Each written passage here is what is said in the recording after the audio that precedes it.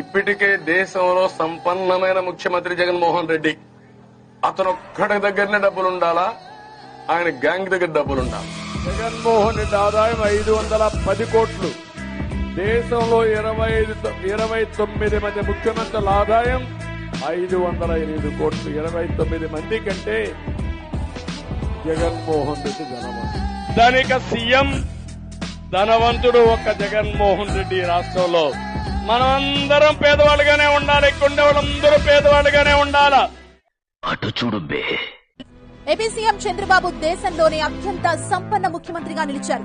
ప్రజాస్వామ్య సంస్కరణల సంస్థ ఈటీఆర్ విడుదల చేసిన నివేదిక ప్రకారం 931 కోట్ల రూపాయల విలువ చేసే ఆస్తులతో చంద్రబాబును రిచెస్ట్ సీఎం గా గుర్తించింది. సంపద లేదని కుమిలిపోకూడదు, సృష్టించుకోవాలి. తర్వాత దాన్ని ప్రజలకు తెలియకుండా స్వాహా చేసేయాలి. అదే రాజకీయం అంటే. అయ్య బాబోయ్.